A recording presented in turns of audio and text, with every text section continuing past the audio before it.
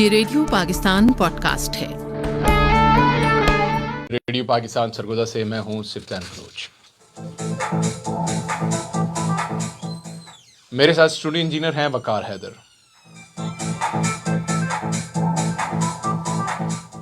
जबकि इस प्रोग्राम के प्रोड्यूसर मोहम्मद जमशेद कादरी और एग्जीक्यूटिव प्रोड्यूसर मलिक गुलाम अब्बास आबान।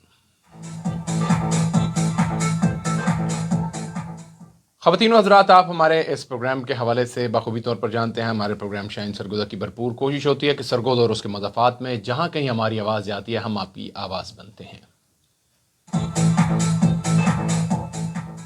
इस आवाज़ के सिलसिले में हम भरपूर कोशिश करते रहते हैं कि जितनी भी सियासी शख्सियात होती हैं, जितनी भी समाजी शख्सियात होती हैं और ख़ास तौर पर जितनी भी इंतज़ामी शख्सियात होती हैं, उन शख्सियात को अपने प्रोग्राम में दावत देते हैं। और दावत देने का मकसद सिर्फ़ और सिर्फ ये होता है कि पब्लिक और इदारों के दरमियान एक ब्रिज का किरदार अदा करता है हमारा प्रोग्राम शाहीन सरगोदा। अब ये सिलसिला न सिर्फ सरगोदा और उसके मदाफात में है, बल्कि स्ट्रीमिंग के थ्रू और इस वक्त सोशल मीडिया के थ्रू ये पूरी दुनिया में है। और स्ट्रीमिंग के थ्रू जो लोग हमें सुनना चाहते हैं, सोशल मीडिया से इस वक्त बराह रास्त हैं। और बहुत से दोस्त अहबाब हमें इसको देखते भी हैं और सुनते भी हैं। सुनने के लिए बता दूं, किसी भी सर्चिंग इंजन पर जाएंगे, वहाँ से आप टाइप करेंगे www.radio.gov/live-streaming। उसके बाद FM पंजाब में आकर पंजाब में आप FM 1 सरगोदा को क्लिक करेंगे तो ये आवाज़ आपकी समातों से हमकिनार होगी।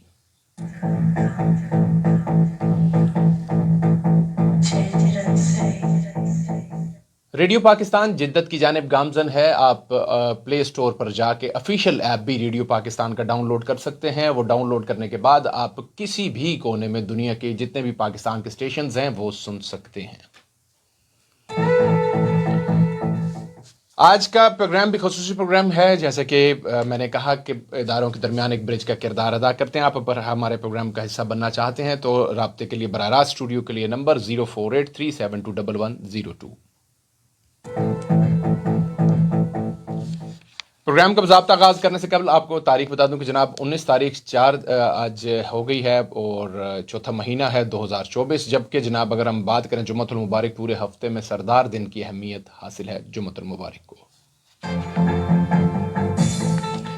सरगोदा की मारूफ शख्सियत हैं आप, और मैं समझता हूँ कि गिरां कदर इनकी खिदमात हैं। अपने डिपार्टमेंट के हवाले से इंतहाई मुखलिस, ईमानदारी के साथ, जाँफिशानी के साथ, मेहनत के साथ, दिलजमी के साथ, डेडिकेशन के साथ जितनी मेहनत कर रहे हैं और इस डिवीजन को बूस्ट अप करने में इनका बड़ा ही कलीदी किरदार है। मैं समझता हूँ यकीनी तौर पर आप भी इन्हें गाय बगाए रेडियो पाकिस्तान देखते हैं। कोई ऐसा सेमिनार नहीं, कोई ऐसा फंक्शन नहीं जहाँ ज़राअत की बात हो और चौधरी शाहिद हुसैन साहब की बात ना हो। तो जनाब हम सबसे पहले तो चौधरी शाहिद हुसैन साहब जो कि डायरेक्टर एग्रीकल्चर एक्सटेंशन सरगोदा हैं, खुश आमदीद सर आपको कहते हैं। जी बहुत शुक्रिया सर आपका।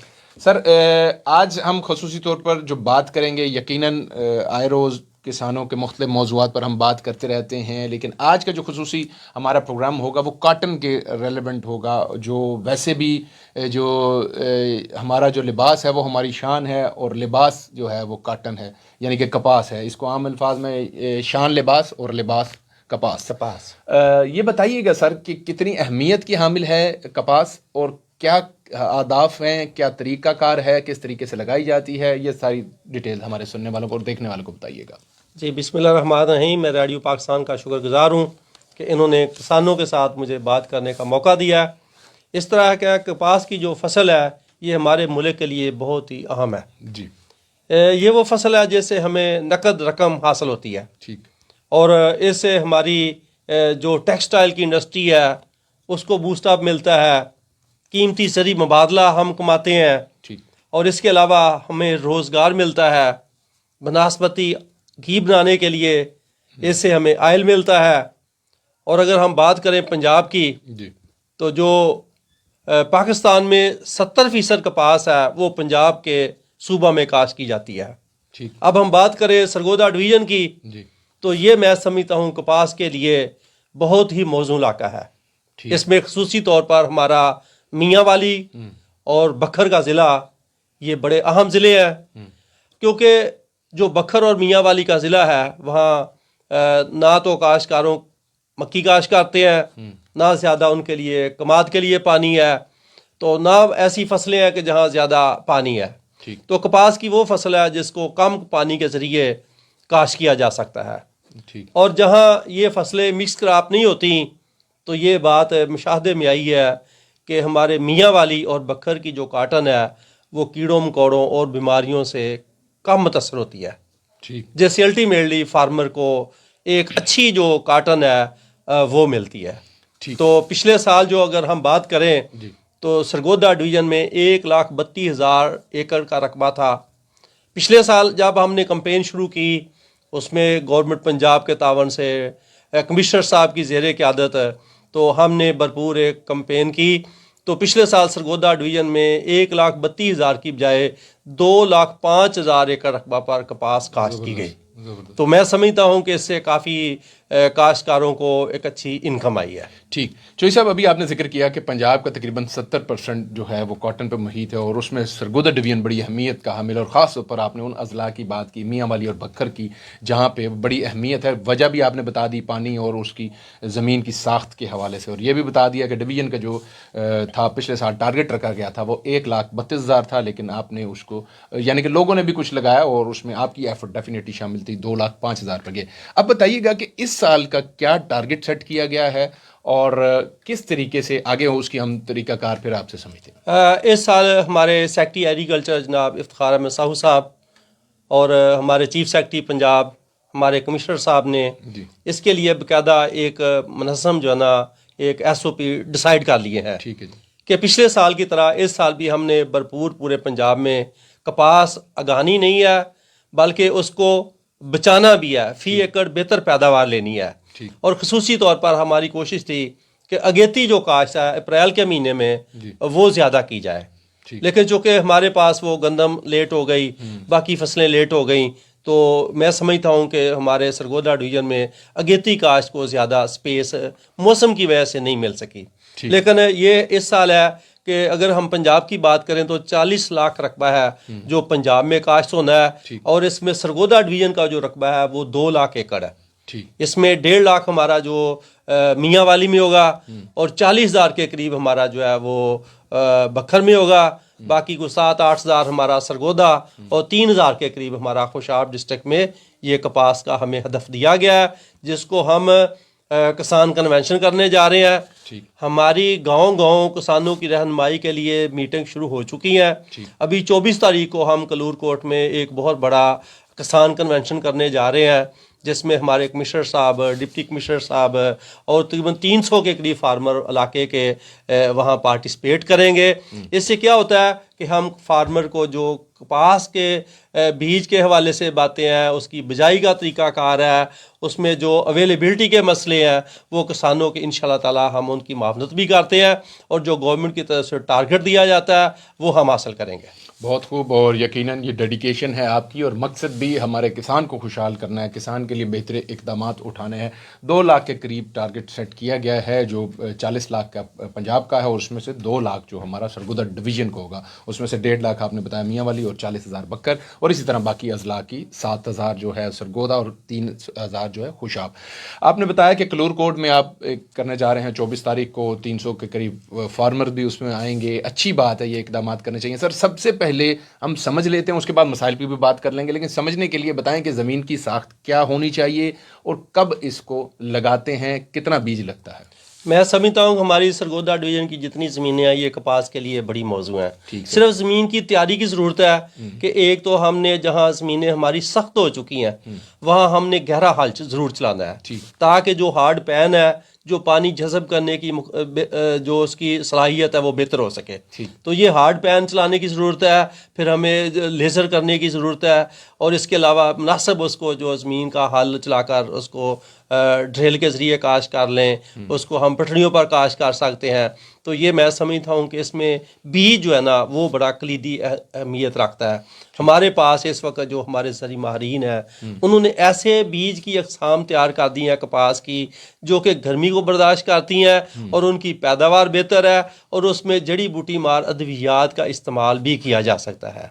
इसको ग्लाइफोसेट फ्री हम बोलते हैं। इसमें ट्रिपल जीन वैरायटी हमारी जो आ चुकी हैं, इसमें CKC3 है, CKC5 है, CKC6 है। तो ये साइटो 2023 है, ये वो वैरायटी है। FH 333 है, ये वो वैरायटी हैं जिन्होंने पिछले साल पंजाब में बड़ा अच्छा रिकॉर्ड कायम किया है। अगर हम सरगोदा डिवीज़न की बात करें तो पिछले साल एक इनामी मुकाबला हुआ था और हमारे बखर के काश्तकार ने जो 63 मन के करीब वहाँ से पहली पोजीशन पंजाब में हासिल की और 63 मन फी एकड़ पैदावार हासिल की। तो गवर्नमेंट पंजाब ने इसके लिए बाकायदा इनामात भी रखे थे, वो भी इंशाल्लाह ताला काश्तकारों को दिए जाएंगे। बहुत बड़ी बात है और ये आपको ही क्रेडिट जाता है। उस दौरान आपका भी आपकी मेहनत फील्ड में हम सब भी देखते रहे। रेडियो पाकिस्तान भी गए बगैर आप तशरीफ लाते हैं, लोगों को आगाही देने में बड़ा कलीदी किरदार है और बखर सरगोदा डिवीज़न में आता है तो ये क्रेडिट भी आपको जाता है। यकीनन आपकी टीम जो उसमें आपके साथ मौजूद है, कमिश्नर साहब की ज़ेर क़यादत सब लोग आप काम कर रहे हैं। सर आपने बताया कि बीज तकरीबन जो ज़मीन है उसकी हमने बात कर ली, हार्ड पैन उसको तोड़ना ज़रूरी है, लेज़र करना ज़रूरी है। तो नॉर्मली तो जो गंदम लगाते हैं वो कहते हैं जी 1-2 बार उसको आप हल लगा दें, सी लगा दें तो काफ़ी है।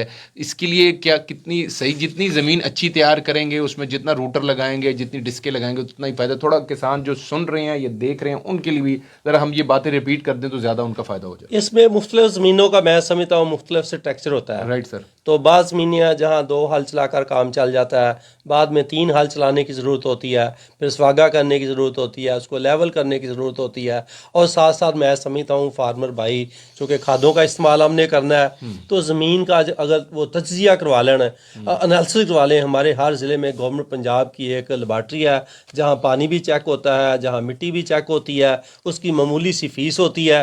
तो उससे उनको पता चल जाएगा कि ज़मीन के अंदर कितनी खाद डालनी है, कौन सी खाद डालनी है, किस किस वक्त डालनी है। ठीक। अच्छा सर आपने खाद का जिक्र किया, खाद का थोड़ा सा हमारे किसानों को उसमें परेशानी भी रही, पहले भी थोड़ा इशू रहा और अब भी वो परेशानी का सामना यकीनन उसके लिए आपने हिकमत अमली डिज़ाइन की होगी, कमिश्नर साहब ने भी, हमारी ब्यूरोक्रेसी ने भी डिज़ाइन की होगी। खाद की availability at the time of sowing, यानी कि जब वो लगा रहे हैं उस वक्त क्या उनको मिलेगी और क्या कंट्रोल रेट में मिलेगी? क्या ऐसे तो नहीं होगा कि लाइनों पे मिल जाएगी फिर ब्लैक में मिलेगी? इसकी थोड़ी उन्हें बता भी दें और इसमें क्या इकदाम उठा रहे हैं? इस साल चूँकि गंदम में भी हमारी गंदम जो बड़ी अच्छी फसल खड़ी है जी। तो इसमें खादों की सरगोदा डिवीजन में फरावानी में कोई मसला नहीं बना। तो रेट का भी इसमें थोड़ा बहुत इशू था, लेकिन जो वो चूँकि DAP थोड़ी सी महंगी सस्ती थी, यूरिया उसके मुताबिक थोड़ी सी महंगी थी, लेकिन अवेलेबिलिटी का हमारे डिवीजन में कोई मसला नहीं है। इसके खिलाफ जहाँ जहाँ हमें शिकायत मिली हमने डीलर के खिलाफ FIR दर्ज कराई, उनको अरेस्ट भी किया, हमने पूरी उसके मुताबिक एक कंपेन जो है चलाई। अभी हम प्रेजेंट बात करें तो इस वक्त हमारे पास डिवीजन में तकरीबन यूरिया की 1,70,000 बैग पड़ी हुई हैं। ठीक है, ये वाफर है और मैं समझता हूँ कि वो काश्तकार भाई जिनके पास पैसे मौजूद हैं, रकम मौजूद है, अभी जहाँ से भी मर्जी चाहे कंट्रोल रेट इसका मुख्तलिफ कंपनियों के मुख्तलिफ रेट है और जो 4,000 से लेकर 5300 तक इसका तकरीबन रेट चल रहा है जो सरकारी यूरिया का है। और आम जो मार्केट में देखें तो 4600 के करीब इस वक्त यूरिया वाफर मौजूद है। तो 4600 रुपये में मैं काश्तकार भाइयों को कहता हूँ कि हमारे पास अगर 2.25 लाख बैग यूरिया की पड़ी हुई है, बाकी भी डे बाय डे हमारे पास कंपनी की तरफ से आ रही है, तो खाद का इस साल इंशाल्लाह ताला कोई किसानों को मसला नहीं होगा। बाकी DAP की बात करें तो वो भी वाफर है, DAP बल्कि कंट्रोल रेट से कोई 200-400 रुपये लेस कीमत पर अवेलेबल है। उसकी कीमत क्या है सर? उसकी कीमत 13,000 के करीब जो DAP की कीमत है। और यूरिया की जो कीमत है ये मुख्तलिफ कंपनियों को चूँकि गैस मुख्तलिफ टैरिफ मिलती है, इसलिए मुख्तलिफ कंपनियों के रेट मुख्तलिफ होते हैं। ऑन एवरेज 4600 रुपये में अवेलेबिलिटी इस वक्त हमारे डिवीजन में मौजूद है। और DAP का स्टॉक भी हमारे पास वाफर है, उसमें भी किसी किस्म का कोई मसला नहीं है। दो ही मेजर हमारी जो खादें इस्तेमाल होती हैं DAP और यूरिया, बाकी तो पोटाश और वो नाइट्रोजन बाकी जो होती हैं वो उसमें जिंक वगैरह वो आपको अवेलेबल होती हैं। मेजर जो ही था तो ये शायद साहब ने क्लियर कर दिया कि जनाब पहले भी हमारे डिवीजन में कोई इशू नहीं बना, अब भी अगर अल्लाह ना करे ऐसा कोई इशू बनेगा यकीनन उसको इंश्योर भी करवा रहे हैं और किसानों से रिक्वेस्ट भी कर रहे हैं कि आप पहले उसको ख़रीद लें, अपना जो आपने तैयारी करनी है ताकि उससे आप भी बच सकें। अच्छा सर अब हमने बीज भी देख लिया, क्या हमारा ये बीज जो है ये हमारा जो सीड डिपार्टमेंट एक है वहाँ से भी सर्टिफाइड उनको मिलेगा या मतलब किस एक आम मंडी से वो जाके खरीदेंगे सर? सर इसके लिए पंजाब सीड कॉर्पोरेशन बाकायदा उनके पास स्टॉक मौजूद है। ठीक है जी, अच्छी वैरायटी के बीज उनके पास मौजूद है, ग्रेडेड है, बैग्ड है, टैग्ड है। ठीक है। इसके अलावा बहुत सारी कंपनियां हैं उनके पास भी बीज अच्छा है। ठीक। लेकिन जो मैं समझता हूँ मियाँ वाली और बखर में एक ट्रेंड है कि फार्मर जिन्होंने पिछले साल कपास काश्त की थी तो वो अपने लिए अपने घर का बीज भी स्टोर करते हैं। ठीक। तो बहुत सारे लोग हैं जो अपना ज़ाती बीज, उनको पता है कि ये उनका अच्छा ताज़ा मोटा सेहतमंद बीज है। बस देखने वाली बात यह है कि बीज काश्त करने से पहले उसकी जर्मिनेशन टेस्ट कर लेनी चाहिए कि कितने फीसद बीज जो है ना वो उगता है। उसका तरीकाकार बड़ा आसान है कि आपने 100 बीज ले लेना है कपास का, ठीक है जी। एक तौलिया लेना है, ठीक है। उसको भिगोना है, भिगोकर उसको जो ना आपने फर्श पर रख देना है। तो उस बाद 100 जो बीज है वो आपने ऊपर रख देने हैं। ठीक है। उसको 4-5 दिन बाद या हफ्ते बाद आपने देखना है कि कितने बीज जो है ना वो उगाए हैं। ठीक है सर। उसको थोड़ी थोड़ी नमी देते रहना है, time to time, day to day, ताकि उसकी जर्मिनेशन हो सके। तो इससे आपको पता चल जाएगा कि उसकी जर्मिनेशन कितनी है।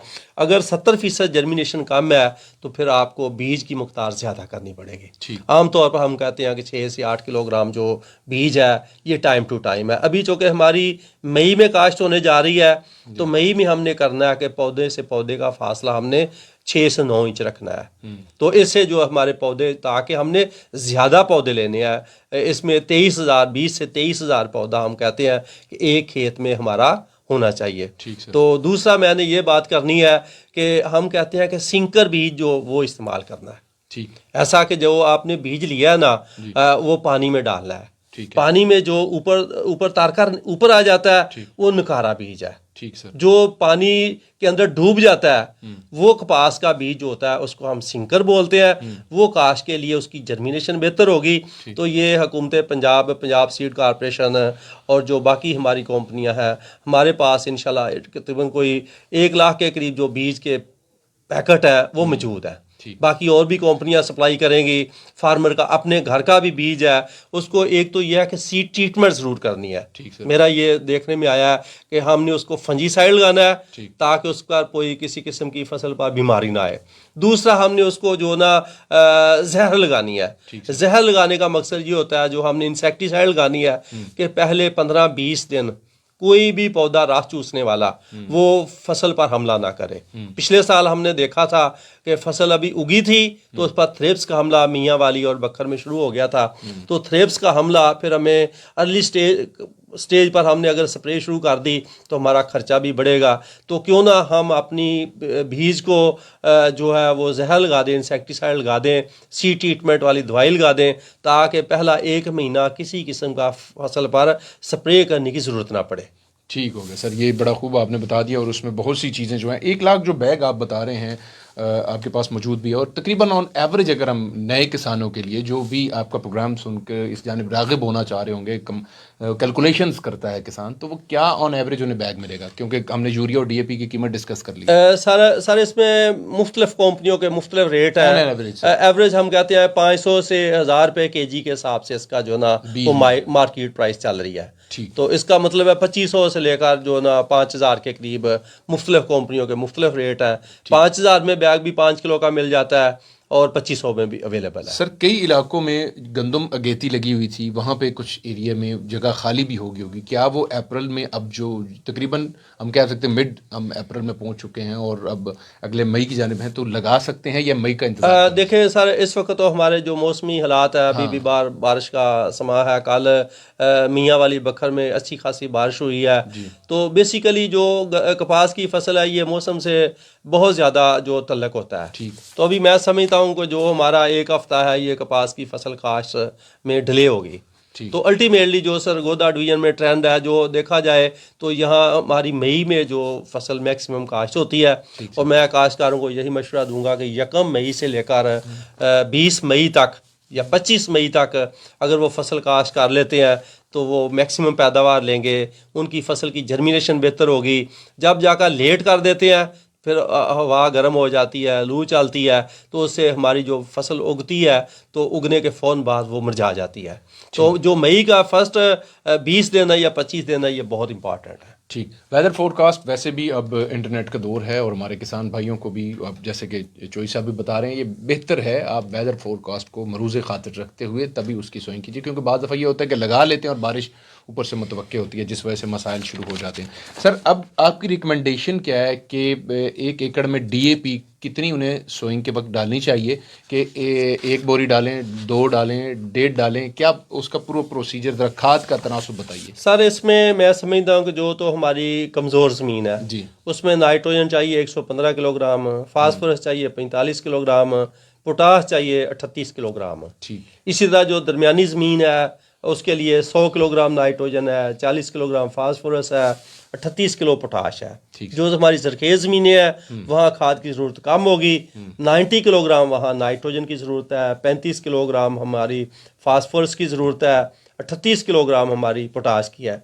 तो हमारी चूँकि मोस्टली ज़मीनें एवरेज है, तो अगर बोरियों में कैलकुलेट करें तो 1.25 बोरी DAP, 4.25 बोरी यूरिया, 1.5 बोरी SOP और 1.25 बोरी MOP या 1.25 बोरी MOP। तो ये हमारी एवरेज ज़मीनों के लिए बोरियों में इसको लिया जा सकता है। तो इससे इंशाल्लाह ताला वो जो पैदावार है वो 25-30 मन फी एकड़ ले सकते हैं। ठीक। सर अभी आपने पहले भी आगाज़ में जिक्र किया कि हमारे पंजाब में और सरगोदा डिवीज़न में भी मौजूद हैं टेस्टिंग वाले, जो सॉइल टेस्टिंग वाले हैं उसको बेहतर है टेस्ट करा लिया जाए। एक ऐप भी इंट्रोड्यूस करवाया गया था कि जिसमें ये अगर वो सारी अपनी उसमें कैलकुलेशंस देते हैं कि हमारी ज़मीन की साख्त ये है, तो कैलकुलेट करके आपका जो महकमा ज़राअत का ऐप है वो बता देता है कि इतनी खाद इतनी फसल के लिए वो रिक्वायर्ड है। वो ऐप का भी बता दें और वो क्या वैलिड है, वो ठीक है? बेसिकली खाद हिसाब एक ऐप जो है ना, वो ऐप हमारी प्ले स्टोर पर मौजूद है। ठीक। तो वो डाउनलोड करके काश्तकार भाई जो उससे अपना फ़ायदा ले सकते हैं कि आपने पैदावार कितनी लेनी है। जो पैदावार लेनी है उस हिसाब से वो फिर आपको कैलकुलेट करके बताएगा कि आपने इतने रुपए की खाद लेनी है, उसकी वो डिवीज़न करेगा कि आपने नाइट्रोजन इतनी लेनी है, फास्फोरस इतनी लेनी है, पोटाश इतनी लेनी है। वो प्ले स्टोर पर आज भी महकमा ज़राअत की ऐप जो है खाद हिसाब के नाम से मौजूद है, उसको आप यूज़ करके यूज़ कर फ़ायदा ले सकते हैं। अच्छा सर, अब आते हैं, हमने ज़मीन की तैयारी हो गई, खाद का हिसाब हो गया और बीज डाल लिए गए, अब उसको यकीनन अच्छे तरीके से तैयार करके हमने कर लिया। अब आते हैं स्प्रे।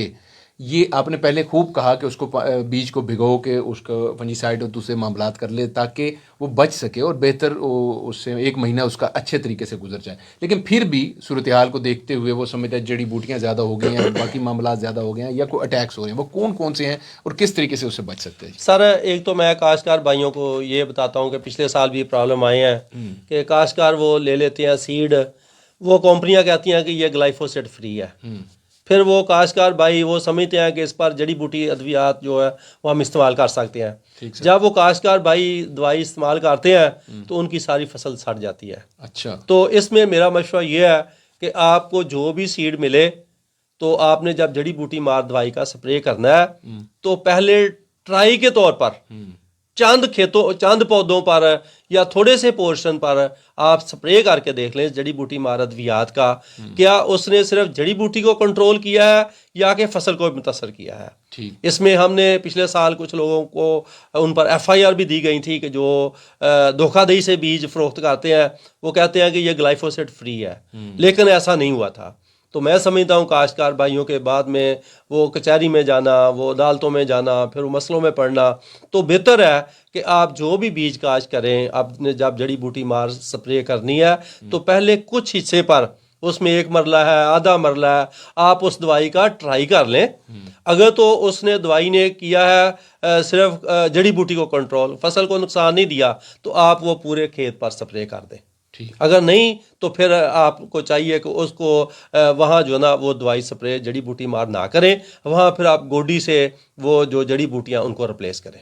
ठीक हो गया सर, ये तो हो गई कि वो किसान अपने तय करे। अब थोड़ा सा ये भी बता दें कि आपकी हिकमत अमली क्या है कि आपका फील्ड स्टाफ जो आपके होंगे, नुमाइंदे होंगे, क्या वो वहाँ पे विज़िट करते हैं? मुख्तलिफ यकीनन करते हैं, पिछली वजह से अगर पूरे पंजाब में बखर ने लीड किया है तो इसका आपका काम नज़र आ रहा है। तो अभी के लिए क्या आपकी उनको भी इंस्ट्रक्शंस, क्योंकि वो भी ये देखेंगे या सुन रहे होंगे, तो उन्हें क्या कहेंगे कि वो किस तरीके से काम करें? देखें सर, जो हमारी कपास की फसल है इस पर औसतन जो 7 से 10 स्प्रे जो ना ये मुख्तलिफ ज़रिए अद्वियात के होते हैं। ठीक सर। तो इसकी क्वालिटी का बेहतर होना यकीनी तौर पर बहुत ज़रूरी है। हुकूमत पंजाब और ख़ुसूसी तौर पर जो हमारी मरियम नवाज शरीफ साहबा की हुकूमत है, इनकी तरजीह में शामिल है कि हमने काश्तकारों को जो खालिस ज़रिए अद्वियात और खादें ये फराहम करनी है। तो इसके लिए बाकायदा हमारी मीटिंग हुई है, हमारे पेस्ट वार्निंग के लोग मुतहरक है, वो जाकर गोदामों में सैंपल भी ले रहे हैं, दुकानों को चेक कर रहे हैं। लेकिन अगर किसी फार्मर को इस सिलसिले में खाद की जाली होने के, दवाई के जाली होने के सिलसिले में कोई शिकायत है तो हमारे दफातर ज़िला पर मौजूद है, तहसीलों में मौजूद है, डिवीज़न में मौजूद है, इंतज़ामिया के पास जाकर आप उसकी बाकायदा शिकायत कर सकते हैं, फ़ोन से कर सकते हैं। आप उसको व्हाट्सएप या मैसेज या लेटर, मेरा नंबर ले लें 0300 7685 7685 324 है। 300। तो इस पर आप मुझे 24 घंटे कॉल कर सकते हैं, अपना कोई मसला है व्हाट्सएप कॉल करके बता सकते हैं। इंशाल्लाह ताला हमारी कोशिश होगी, और हमारी पूरी पिछले साल भी ये गिरफ्त थी कि हमने जाली अद्वियात और खादों के खिलाफ एक क्रैकडाउन किया था, और इस सीज़न में भी हम किसी को ये करने का मौका नहीं देंगे। और हमने पिछले साल की तरह इस साल भी सहूलत सेंटर कायम करने हैं। सहूलत सेंटर ये थे कि हमने खाद, बीज और ज़रूरी अद्वियात उनका हर ज़िला में एक एक स्टॉल लगाया था, जिसमें हमारी इंतज़ामिया, हमारा एग्रीकल्चर, पेस्ट वार्निंग, वहाँ से जाकर आपने ये चीज़ें जो इनपुट्स हैं वो कपास की लेनी है। वहाँ आपको कोई किसी किस्म की गैर मियारी ना खाद मिलेगी, ना ज़रूरी अद्वियात मिलेगी। हमारा इंशाल्लाह जो ही ये सीज़न आएगा तो हमारी ज़िली इंतज़ामिया के साथ उसमें हमारे डिप्टी कमिश्नर साहबान, उन्होंने इस पूरी कैंपेन में भरपूर हिस्सा लिया था और हमारे लिए बड़ी सक्सेस की थी, एक स्टोरी थी। तो इंशाल्लाह इस साल भी हमारी कोशिश होगी कि हमारी काटन जो है पूरे पंजाब में एक सरगोदा की ना सिर्फ मिसाली हो बल्कि फार्मर को फ़ायदा हो। बिल्कुल, ये बड़ी बात है, सरगोदा के लिए एजाज़ है, और आपकी गाइडलाइन में, आपकी टीम की गाइडलाइन में यकीनन ये फार्मर का भी फ़ायदा है और डिपार्टमेंट का भी फ़ायदा है। मैं फिर से रिपीट कर रहा हूँ चोई साहब का नंबर, लेकिन रिक्वेस्ट आपसे मुतबाना यही है कि जो मुतलका हो उनको यकीनन, उन्होंने भी अपने बाकी मामलात, ज़िंदगी भी चलाना है, दफातर के मामलात हैं, तो शिकायत जो वैलिड हो, खामखा किसी की आप अगर वो करेंगे तो वो अच्छी बात इखलाकी तौर पर बनी है। नोट कर लीजिए नंबर 0300 7685 324। चौधरी शाहिद हुसैन साहब, डायरेक्टर एग्रीकल्चर एक्सटेंशन सरगोदा,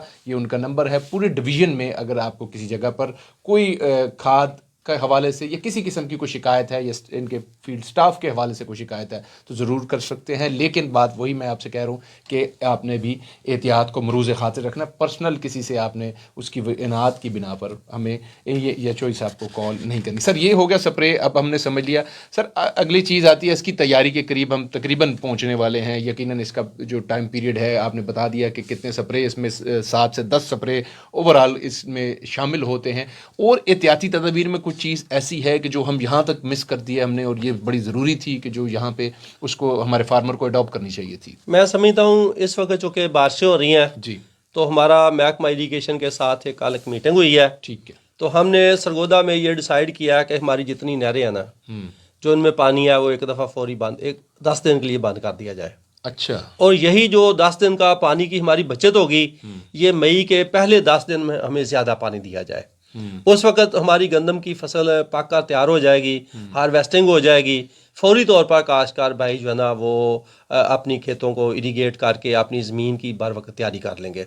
तो इस वक्त जो कि बारिशें हो रही हैं, पानी की हमारी फसलों को ज़्यादा ज़रूरत नहीं है, तो इसलिए जो हमारी एग्रीकल्चर और हमारे काश्तकार भाइयों की और इरीगेशन डिपार्टमेंट की तावन से जो हमारा ये तय पाया है कि हम पूरे जो सरगोदा के इलाके की नहरें हैं वो उनको बंद करने जा रहे हैं। वो मे पॉसिबल के 20 के बाद जो ना हमारी वो नहरें बंद हो जाए। लेकिन उसका फ़ायदा ये होगा कि हमें इस वक्त एक पानी की ज़रूरत नहीं है। मई में चूँकि ये पानी उनका जो स्टोर किया पानी है उतना पानी उनको ज़्यादा मिलेगा, मतलब उसमें पीछे से ही ज़्यादा मिलेगा, पीछे से ज़्यादा आएगा पानी, और उसमें फ़ायदा भी होगा। लेकिन दूसरी जो फसलें हैं उसमें यकीनन बाकी मौसमी सूरत हाल को देखते हुए इस वक्त ज़रूरत अभी यकीनन गंदम तैयार है, तो पानी की ज़्यादा जो गंदम लगी हुई है, बाकी फसलें हैं मौजूद हैं, लेकिन चारा जात भी हैं, बाकी चीज़ें भी हैं, लेकिन कदरे कम है। जो मेजॉरिटी को देखकर मरूज़ खातिर रखते हुए ये फ़ैसला किया जा रहा है। सर, अब इसकी तैयारी की जानिब आते हैं, और बर्दाश्त जो है, या उसमें हमने जड़ी बूटियों के लिए स्प्रे 7 से 10 कर लिए तकरीबन ऑन एवरेज। ज़रूरी नहीं है कि अगर किसी को ज़रूरत नहीं है तो वो ना करे, और जितनी रिक्वायरमेंट है उसके मुताबिक करे। आपने ये भी बता दिया कि पेस्ट वार्निंग का डिपार्टमेंट भी ऑन ग्राउंड होगा, वो भी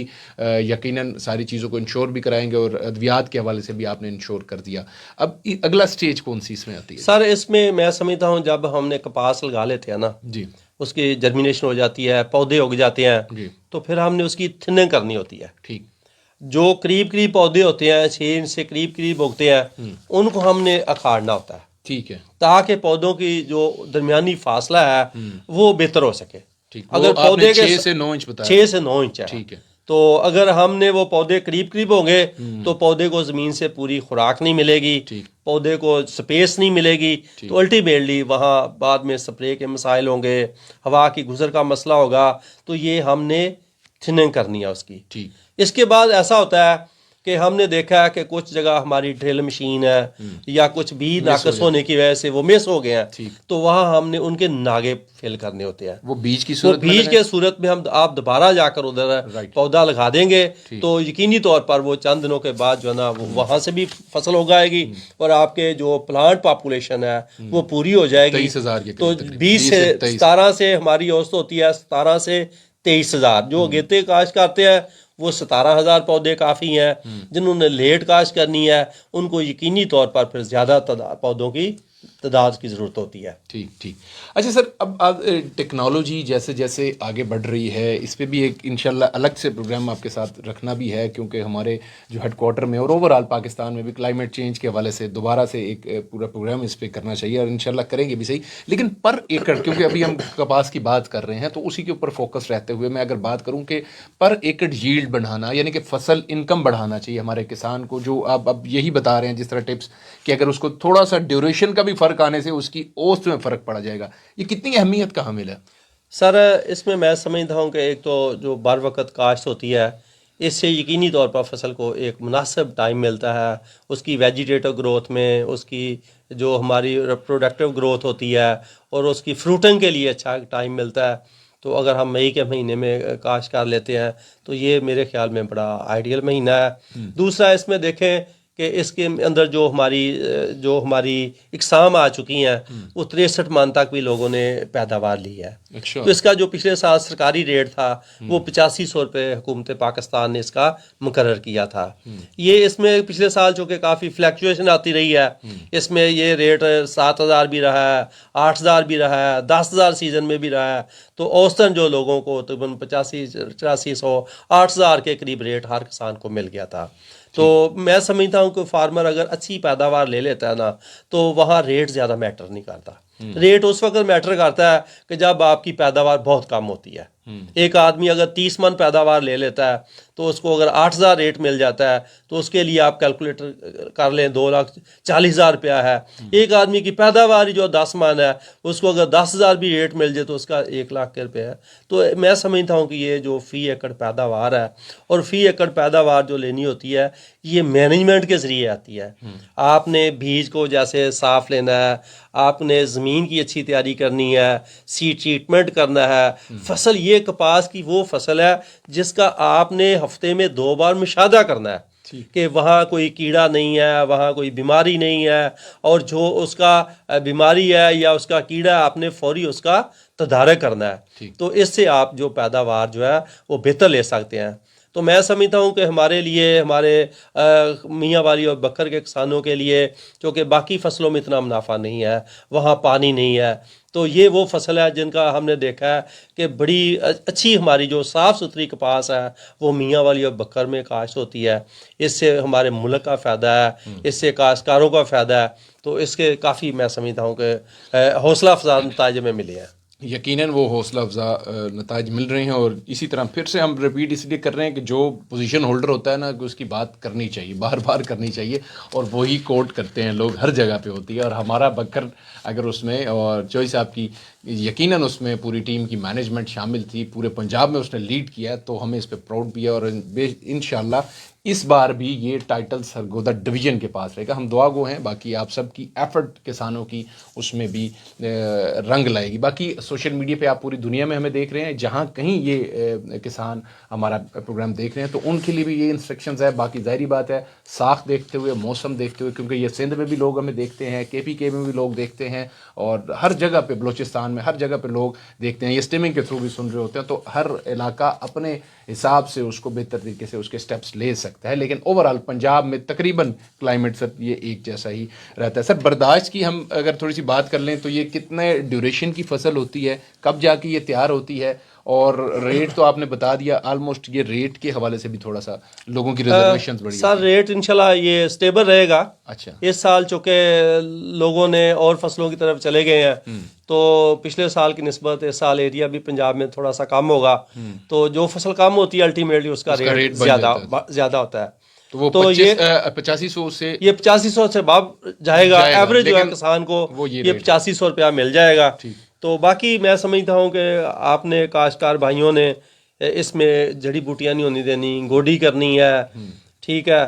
तो प्री एमरजेंस आप वीडिसाइड इस्तेमाल कर सकते हैं जो कि जड़ी बूटियाँ उगने से पहले ही आप उनको स्प्रे कर सकते हैं। फिर पोस्ट एमरजेंस जड़ी बूटी कुछ अद्वियात होती हैं उनका आप इस्तेमाल कर सकते हैं। तो ये मुकामी जो हमारा महकमा ज़राअत का दफ्तर होते हैं वहाँ हम लिटरेचर भी दे रहे हैं, हम सेमिनार करवा रहे हैं, हमारी बाकायदा अखबारात में भी ये तशहीर हो रही है कि हमने कपास को लगाना है। तो किसान भाई ये ना समझे कि वो उनको मशवरा देने के लिए कोई नहीं है, हमारे दफातर उनके लिए 24 घंटे हैं। फिर हम पेस्ट कोटिंग के लिए हमारी टीमें होती हैं, हम जाकर किसानों के खेतों की पेस्ट कोटिंग करते हैं, वहाँ देखते हैं कि कितने कीड़े अगर मौजूद हों तो हमें कपास की फसल पर स्प्रे की ज़रूरत है। ये नहीं है कि हमने एक कीड़ा देखा और हमने कह दिया कि यहाँ स्प्रे करनी है, हमने इकनॉमिक्स कैलकुलेट करनी होती है। उसके बाद हम काश्तकार को ये मशवरा देते हैं कि अभी आपके पास ये ज़रूरत है, अभी स्प्रे की ज़रूरत नहीं है। और जो पिछले साल हमने देखा है कि हमने जो हमारी बायो कुछ चीज़ें हैं उनके ज़रिए भी हमने कपास को बेहतर किया है। उसके अलावा ये आप ले लें कि ये जो तुम्मा है, कोर तुम्मा है, उसका महलूल बनाकर ये आग है, ये हिंग है, इनको बाकायदा पानी में उबाल कर इनका स्प्रे करने से भी आपको जो रस चूसने वाले कीड़े हैं उनसे काफ़ी हद तक आपकी फसल बच सकती है। इसका दो फायदे होते हैं, एक तो आपका खर्चा कम होगा, दूसरा ये होगा कि आप अल्लाह ताला ने खेतों में कुछ हमारे लिए जब जहाँ नुकसानदेह कीड़े पैदा किए हैं वहाँ किसान दोस्त कीड़े भी पैदा किए हैं। तो जब हम ज़हर स्प्रे करते हैं तो वो हमारे नुकसानदेह कीड़े भी मर जाते हैं और जो हमारे किसान दोस्त कीड़े हैं वो भी मर जाते हैं। तो हमारी कोशिश होगी कि हम काश्तकार भाई जो पहला 1 या 2 स्प्रे है वो जो बायो एक्सट्रैक्ट है ये इनका अगर स्प्रे वो कर लेते हैं तो उससे आपकी फसल जो है वो कीड़ों से बचेगी, आपका खर्चा कम होगा और यकीनी तौर पर इससे फार्मर को फ़ायदा होगा। सही। अच्छा सर, आपाशी की अगर बात की जाए तो नॉर्मली कपास को कितने पानी लगते हैं? हाँ, चूँकि आपाशी चूँकि मैं समझता हूँ जब से ये बीटी काटन आई है इसको काफ़ी पानी की ज़रूरत होती है, इसको खाद की भी ज़्यादा ज़रूरत होती है। तो मौसम के हिसाब से इसको देखना चाहिए कि इसमें कितने पानी है सर, ये डिपेंड करता है कि आपकी ज़मीन कैसी है। तो बाकी इसके लिए औसतन कोई 6-7 पानी जो है ना ये काफ़ी होते हैं सर। ठीक हो गया। और उसमें भी यकीनन ये जो पानी अकॉर्डिंग टू सिचुएशन आपने देखना है, ये नहीं कि बारिश हुई और आप कहें कि छठा पानी मैंने ये पूरा करना है या सातवां पानी पूरा करना है।